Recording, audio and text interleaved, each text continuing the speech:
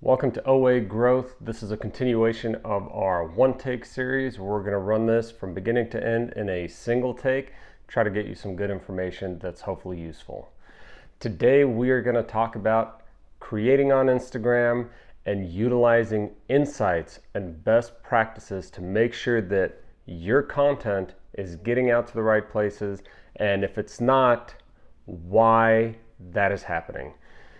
Instagram, just like all the other platforms, gives you information, you as the creator. It gives you the details and gives you I call it the keys to the kingdom of how to make your content be successful. And that is through using insights, and that is through utilizing best practices where they lay out exactly what Instagram and the algorithm want from you as a creator.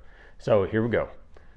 Whenever you're creating a piece of content or you have created it and you post it up, you will quickly begin to get detailed information. So what many creators end up doing is they will put up a piece of content and they will just sit back passively and hope that it reaches an audience, it gets distributed, with the idea of eventually it goes viral at some point. But to get that distribution and engagement that creators are looking for, the more engagement you get, the more distribution you get, the more followers you gain, so on and so forth. That is what's beneficial to you and me as a creator.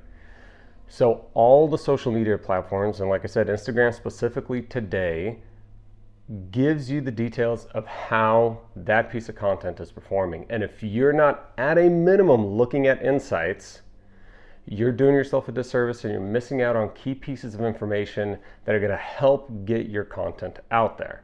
Insights is the first level. Best practices breaks down everything that you're doing and what Instagram wants you to do. You don't have to guess. You don't have to go and look anything up. It's in there. It's in the app. The platform has created this to help you be successful. Why? Because when you're successful, they're successful. More people watch your content, more people view whatever it is that you're putting out there, and more people are on that platform. And like I said, today we're talking about Instagram. The series is going to cover all of our major food groups here. We're going to talk about Instagram, Facebook, TikTok, YouTube, and then of course at the end, Amazon. That's a whole separate area, but it's one that's underutilized or at least undertapped at this point. So from your main page in Instagram, select a piece of content, and on the bottom left of it is going to be View Insights, and you can click that, and instantly you're going to get taken to the back side of that piece of content. It's going to show you everything from the amount of views you had to the total watch time to the type of interaction you're getting. Are people liking, commenting? Are they sharing? Sharing is huge. If you can find a way to make that content resonate with the user so much so that they send it out and say, hey, check it out, this speaks to me, or this is something that I do, however relatable it is, that is probably the biggest metric of success for a piece of content, is its shareability. And we'll get into that in a moment on the best practices side, where Instagram actually tells you this, right? So you're looking at your insights and you take a look at all those items and you think, okay, good, my views are good, my watch time is pretty solid, my interaction is good. There's a key metric in your insights that you have to focus on, and that is view rate past 3 seconds. This is actually a metric that every single platform measures. So if they measure it, it's got to be important, right? The importance is, can you keep that viewer there for more than that initial 3 seconds? Because most of the time what happens is you see a piece of content, you move on. You see a piece of content, you move on. Or whether it's a thumbnail, whether it's the beginning of the video, like if you can attract the audience and you can keep them there for that couple seconds, it may seem like a short amount of time, but it's forever in social media and entertainment world. Those first 3 seconds are huge. So in your insights, Instagram is going to show you, there's going to be a little graph, and you're going to have a gray line and a purple line. That purple line reflects the performance of your current content, and the gray line is your typical content. So here, when we do view rate, you're going to have a bar, and it's going to have a marker there, and it's going to say, hey, your current, let's say it's doing really well. You're retaining 80% of your audience past the 3 seconds. And then it's going to say right underneath that, typically how long do you hold them for? So if your typical retention rate is, say, 50% of the audience, stays past that 3 seconds, and now this one is 80, that should be sending off, not red flags, but a signal to you like, hey, what did I do here that I didn't do on a different piece of content? And what could I take from this content and implement it into others? It's huge. This is a huge metric and a huge giveaway of likelihood of success for that piece of content. So vice versa, if you're normally, and so let's scale it down because not everybody is able to retain people for that long, but say now normally your retention rate is 50%. 50% of the people that see your content hang out for more than 3 seconds, and you're like, all right, good to go. So I posted this, and now for the current piece of content, it's way down. You're in your 20s or 30s. Okay, I would do the same thing. Revisit that and see why. As a creator, you don't need to guess. You don't need to get frustrated at the algorithm and say, I can't believe this is happening. Why? Well, this is why. There's something that's going on within your piece of content that viewers are not waiting or not looking past the 3 seconds. It's not engaging enough. The title is not engaging enough. If you're using captions, the caption is not engaging enough. The beginning of that material is not keeping people looking at your content, not keeping them on the platform. The platform wants you to be successful, like I said before. So view rate is huge. It's probably the most important next to shareability, right? We keep people on, they enjoy the content, and then they share it. So you can't have the shareability if nobody's viewing your content past that initial amount of time. You have to take a look at that. There's another part in Insights, which is crucial. There's a lot of information there. Some of it is kind of, it's good, but these are the key points to take away. How long people are looking past your first 3 seconds, how many of them survive past that initial time frame, how that piece of content is doing in comparison with your regular content or previous content that you've put out. And there's another metric that Instagram does, is they'll give you a little quote under overview of how that piece is performing. They'll say something to the extent of new audiences are enjoying this content, or this content has a strong hook, or this has one of your best hooks, and it'll actually give you that. So now we can look at, okay, here's a successful piece of content, the view rate is great, and Instagram is saying this has a strong hook. So boom, there you go. Now you know that you can look at that content and pull out those key metrics. There's a flip side to that as well. Instagram will actually tell you when the content is not doing well and why. It'll say this post is not engaging, less new viewers are being exposed. It'll give you pieces of information, and it's all there in Insights. You can click individually on that piece of content for every one that you make, and it'll give you live data. It updates pretty quickly. It's not a perfect system, but it updates pretty quickly. And if you as a creator are not digging into those insights, and once you get good at them, it should take you a couple seconds to see, okay, this is doing well and why, or this is not a successful piece of content. Okay, let me figure out why. Think about this. You publish something, it's not doing well. Let's take a look at it. And if you can fix that piece of content, right? Because it's your content. You can repurpose it, you can reuse it. You can choose to do a couple things, right? We can delete it. That's a whole nother conversation about deleting and reposting your own content. Or if you have enough source material, rebuild it and put it back up and see how it does. It's almost like an A/B testing, which some other platforms do. And I know Instagram was toying around with doing that as well.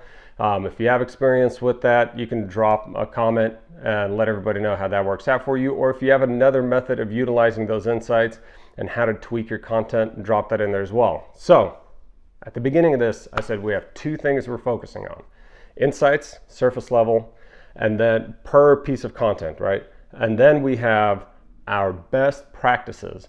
That's going to look at your account as a whole and what Instagram is actually recommending you. They are telling you this is crazy. As a creator, you have to look at best practices. So how do we get to them? From your main page, hit the 3-line menu, the hamburger, whatever you want to call it. You click that, you go into settings and activity. insights, best practices, right? So it's like a couple steps to get there, but it's worth it. Follow along, get to best practices. It's going to break down a series of best practices that Instagram directly recommends as a whole and shows you a comparison of how you're doing. I'm not going to hit all of them because some of them are maybe a little redundant or they don't apply to actual growth and content, but we're going to hit up creation, engagement, reach, monetization, and general guidelines. These are key for you to be successful. So let's kick it off with creation. Instagram it points out exactly what you need to do. So it says to reach more audiences or accounts reach more audience when they create, it gives you an actual number, 10 reels per month. It says it right there. Reach more when you create 10 reels per month, and then it'll tell you how many you've done so far. If you've done 3, if you've done 5, if you've done 30, if you're spamming your audience and you've done 100, you probably should tone it down a little bit. But it's telling you 10 or more is where it wants you to be at. That's once every, 3 days that we're doing, 1, 3, 30, yep, something like that. 10 or more per month is going to reach a greater audience. So if you're under that, it's going to point out that you have done less. So kick those numbers up. It's telling you exactly what it wants. It's not saying 100 or more. For those of you that love spamming your audience out there, it's saying 10 or more. Take that for what it's worth. If you want to drop a comment on the bottom about how much content you put out, and if you're one of those that does multiple amounts of content per day, say 3 to 5, how are you able to do that? I don't know. Whatever you're utilizing, throw it in there and share it with everybody else. But Instagram is telling you 10 or more per month. I would think about that whenever you're considering how much content to put out. So that is the first one too. It's telling you reels. So if you think about that, Instagram is going to prioritize reels. I think that's been a known fact for a while for most creators on Instagram. But it's telling you the most important thing right now is creation, and reels is at the top of that. Don't let that sneak past you, okay?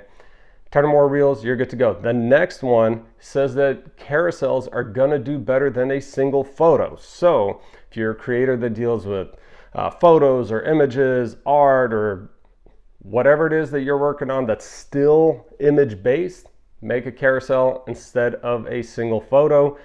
Does that mean that you can't post a single photo? Absolutely not. But Instagram is telling you, reels are here. The next one is carousels, and carousel is going to do better than a single photo. Easy tips that the platform is telling you what to do. Moving along. First 3 seconds, this has now come up twice. It comes up in Insights. It's telling you who's hanging out past those first 3 seconds. And then now it's come up here that those first 3 seconds are important. I'm not going to beat that over the head. That's done. Know that you have to keep people past those first 3 seconds. Beyond that is staying current, right? How do we stay current? You can deal with current events if that's within your niche, or you can follow current trends. There's a couple different ways you can do that. But stay current, stay relevant is huge. But you see that it's going down. That's at the bottom. That's 4th on our list here, or at least from my notes, it's 4th.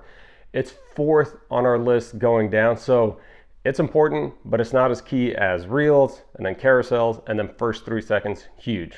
So moving on, location and hashtags. Hashtags are still important. Instagram is telling you that it wants to know where you're posting from, so it can, locally or geographically position that content. And hashtags, it still wants you to use hashtags. I wouldn't go overboard. Keep it tight. Keep it, there's a couple strategies to hashtags, right? Global and niche level. You can kind of play with that and see what's effective for you. Or big accounts at a certain point don't need hashtags anymore. Let's get serious. But for developers that are growing, for creators that are trying to figure it out, use the hashtags. Instagram is telling you still at this point, location and hashtags are important. Then we get to the last 2 things that are obvious. One is quality of your video and audio. I would even add audio with transcripts or a caption attached to it is going to be key. Not everybody watches content with audio. For those of us that are out there that watch everything on mute, that's just the way it is. So if you can extend that reach and throw some captions or some kind of transcript at the bottom, that's going to help you out. But if you're using audio, have good audio, have trending audio. Instagram is going to help push that out because of that. It's written right there. And then finally, video quality. This day and age, with phones and cameras and all availability, you should be posting at the highest quality available. So if you're 4K, good to go, 1080p, good to go. But Instagram is telling you it needs to be 720p or higher, 30 frames per second. Nothing grainy, nothing choppy, nothing slowed down. I'm sure if you shoot in like a cinematic 24 frames or something else, but it's high quality, they're going to be fine. But it's setting that standard for you, but that should be an easy bar to hit. If you're doing that, go check in your settings for your posts and make sure you toggle upload at highest quality. If you haven't done that yet, stop, go do that, then come back and finish watching this. That's huge to get that quality. So you're in best practices. It's telling you creation. We talked about that, all those important things. Make sure you do that.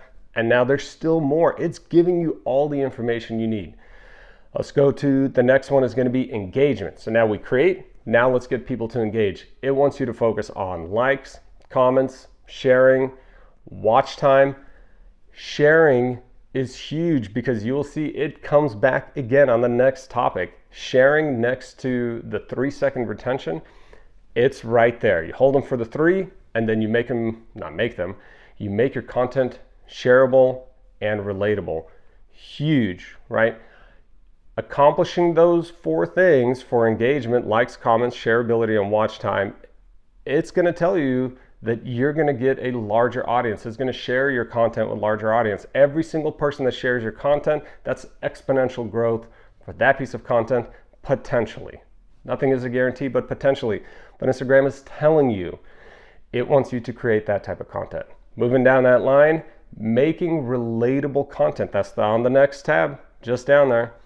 And Instagram actually says this in quotes that they want that content for somebody to look at and say, hey, that's me. That's something I do. And I'm going to take that, what you created, and I'm going to share it in essence as my own, as me. This is the second time shareability comes up, which makes it just as important as that 3-second hook that we talked about earlier on. Shareability is huge. So those are 2 from engagement. Now let's go down to connection.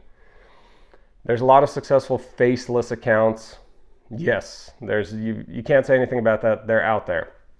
The difficulty with faceless accounts is CTAs or calls to action or getting that personal connection with your audience. So Facebook we'll talk about that next time. They're under the same umbrella, under Meta with Instagram. But Instagram is telling you a face in front of the camera is better than a faceless account. You take that for what it's worth. If you're willing to do that, great. If you're not, that's fine too. Just understand that it's going to be more difficult to reach and connect to your audience when you are a faceless account. I think that's a given, not something that you even need to read anywhere. So moving down on engagement, the next thing we have is replying to comments, interacting. What does replying mean? Does it mean, okay, somebody leaves a comment, I like it, cool. Somebody leaves a comment and I respond with, fire emojis and 100, whatever it is, or laughing, crying. If you take the time to engage, even writing something out, you can still use emojis, they're great. Engage, write a short comment. Whatever it is, your style, you don't have to write anything long, but engage with that audience. They've already taken the time to not only like your content, maybe even share it, whatever it is, save it, that's cool, bookmark it, but they've now commented, they wrote something or tapped a button to do the emoji. Respond to them. That is gonna continue the conversation with that person. That is gonna show statistically or data driven that there's more engagement with that content. That is something you want, and that is something Instagram is telling you. It's saying best practice, reply to those comments. You have to do that. It's really important, and you need to tune in. That's our last point under engagement. Do not drop a piece of content and then walk away. Drop it, Try to stay engaged with it. Staying tuned into your content and your audience is going to help that engagement overall. So we've covered creation, we've covered engagement. Now let's talk about reach. So that's going down the best practices. You need to think about, when you're creating this piece of content, Instagram is telling you how people are going to see your content. That's what the algorithm is doing. It's trying to push your content out to people who are likely to engage with your content. There's two levels there, right? There is your demographic, a viewer that likes or may like the content, but there's also a portion of that audience that is most likely to engage with it. They're going to view it, they're going to comment, they're going to like, they're going to share. That's what you need to consider when you're making a piece of content. Who am I making this content for? In this video, I'm making it for you. A creator on Instagram is the first level, and then a creator in general is going to be your global level. And this series is going to tackle all different, or like I said, those 5 major platforms that people create on: Instagram, Facebook, TikTok, YouTube, and Amazon. So understanding who is looking at your content and what their point or what their perspective is important when creating. So this piece of content is to help creators understand how to become better, how to understand what the platform wants from them, and how to help them be successful. That is the goal, and I hope that it's helping you with that, or at least it's accomplishing that mission in some form. So when you create content, you need to think about the same thing: how people are going to see your content, how they're going to interpret it, and how the algorithm is going to push that out and to who, and those need to marry up accordingly in order for you to be successful. So moving on down on reach. Post when your audience is active, or this is similar to a term called freshness, right? The way algorithms work, for the most part, back in the day, it was heavily driven on freshness, right? New content comes out, you post it up, so on and so forth, the audience sees it. Now it works a little different because of the way the content can be pulled back or pushed forward, or also whatever it is that the algorithm is doing on the back end.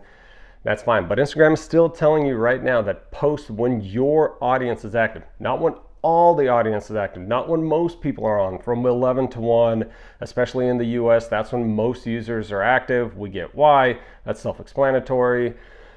But understand that you need to know when your audience is active, and that can also be gathered from insights. You can go in and see how many people are active during which day, right? There's that graph that we look at, and then which day of the week are most people active. So there's 2 levels to that. That's something that's going to be very particular to your audience. In the end, it could be similar to the curve of the general audience, but you need to figure that out. You have to, as a creator, because if you're posting on the opposite end of the clock of when your audience is on, you lose freshness. It loses potentially some of that relevance. If you have a good, strong audience, you're still probably going to be successful.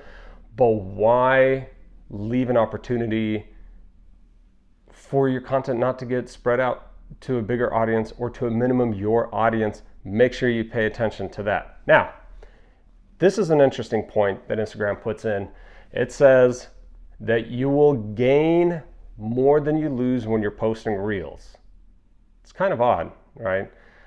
Why do you need to write that down? Because this happens all the time. Creators will make content. I've experienced this. This has been experienced with other creators that I've helped out and worked with, that they'll start generating content. All right, here we go. We're making it. And the numbers start to dip. They go negative, but then they go up, and then they go down, and then they go up. It's telling you right here that you will gain more than you lose with reels. So understand that it's okay for your numbers to dip every once in a while. So much so that the next point in line is that it's normal for things to vary. Instagram is telling you right now, hey, it's okay. We want you to create.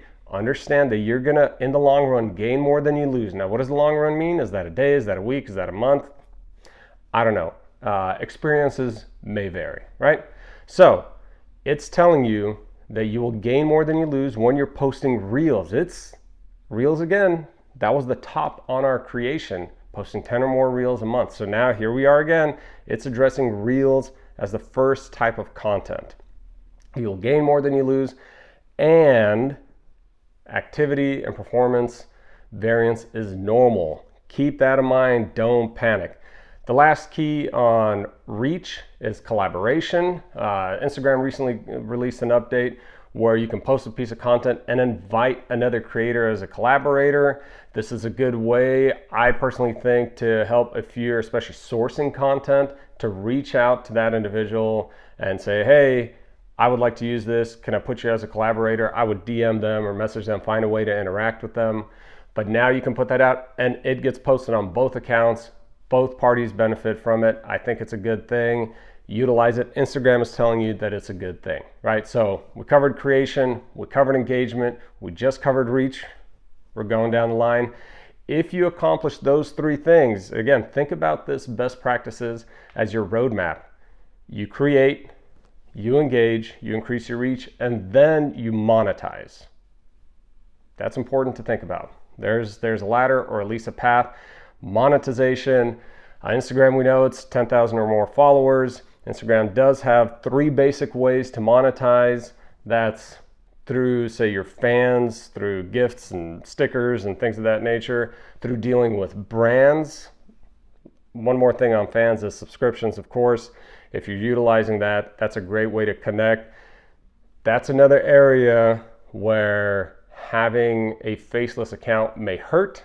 Getting somebody to subscribe to a faceless account versus something where you're in front and you're helping or teaching or guiding or performing, whatever it is that you're doing, is much harder on a faceless account. But if you've had success with subscriptions on a faceless account, drop it in the comments. I'd love to hear about it and maybe help other faceless creators as well. So we have working with fans. That's something somebody has to be willing to pay you as a creator directly. The second is working with brands through partnerships, affiliate marketing. Instagram, I think, is huge for that because the reach is wide and you'll see many creators do some sort of affiliate marketing, affiliate links, or working with brands and partnerships. That is a great way to get paid on Instagram because Instagram, unfortunately, a couple years back, removed most of their creator rewards programs, reel bonuses, things like that. It is still out there. The selection is much tighter these days. So if you are currently working with Instagram and have a creator rewards program, drop that in the comments to give people a little bit of inspiration to continue, because that's something that I think Instagram has dropped the ball on that they hopefully recover, is the fact that you're not paying creators as much or as wide as other platforms. That's Facebook, believe it or not. Great monetization. TikTok, great monetization. YouTube, amazing monetization. And then, of course, Amazon, which is a completely different beast. Fantastic monetization. If you haven't watched it yet, that video is coming out. I'm working on getting some content on that. Or there's another one about creating across all platforms. I highly recommend you watch that to give you a good overview of all the different platforms, because you should be creating on multiple platforms. So let's get real. This day and age, it's too easy not to. That's a talk for another session though. So let's finish up with the monetization.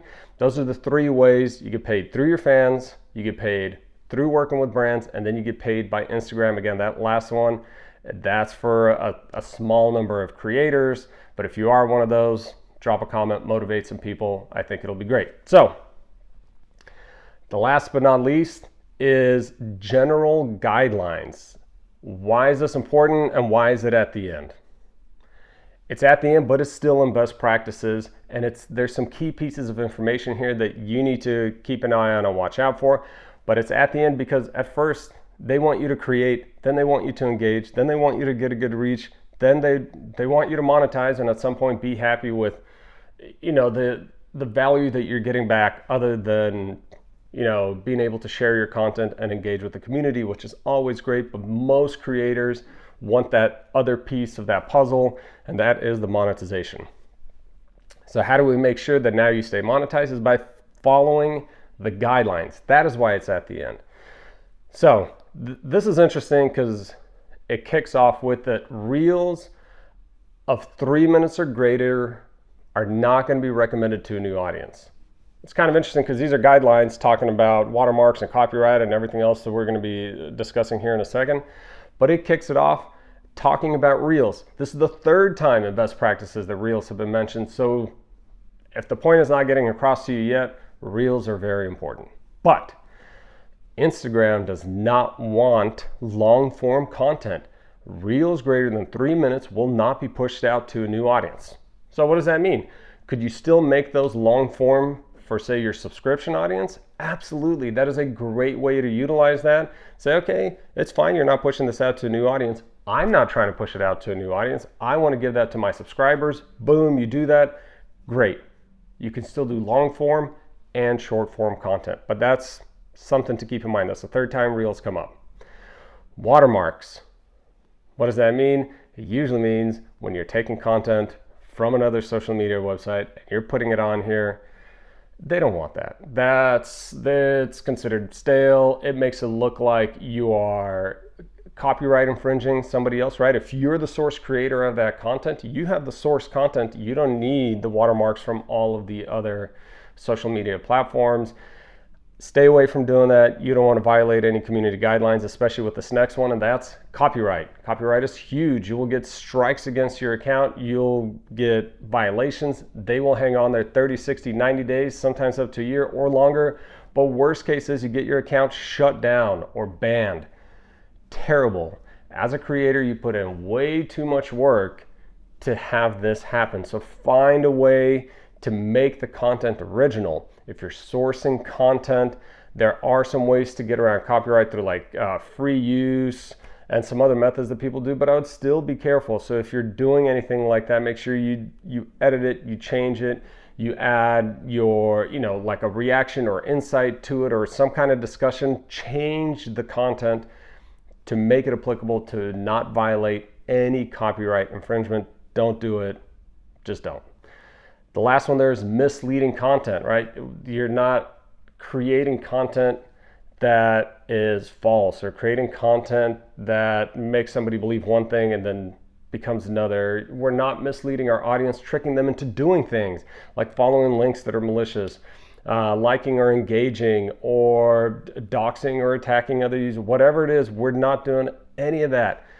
These platforms do not want you to do that, and specifically Instagram is telling you don't mislead your audience. So there's so much information, your basic insights and all of your best practices that it's going to tailor its response to you. It's going to show you what you're doing. Make sure you look at the two of those.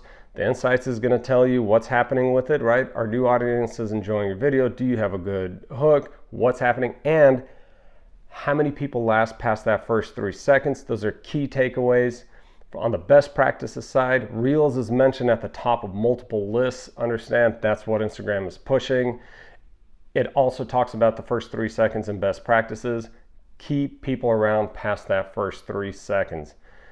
And sharing, that comes up multiple times. If we take that into consideration, I post good content, I keep people around for more than 3 seconds, I get them to share it. That is a win-win situation. It's a win for you as the creator, it's a win for the platform, and it's a win for the audience because they are that last piece of the triangle. Creator, platform, audience. If you keep those in mind and you look at your insights and you look at the best practices, you're going to be successful. These are again for Instagram, but they are transferable to most other platforms. We'll discuss those in length in other videos. If you're a creator on Instagram, you should be creating on other platforms. I'm telling you, you're missing out if you're not.